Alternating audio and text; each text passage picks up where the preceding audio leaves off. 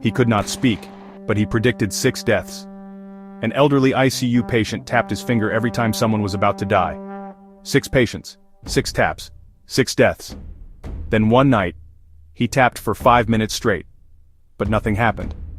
Until 4:06 in the morning, he coded. He was predicting his own death.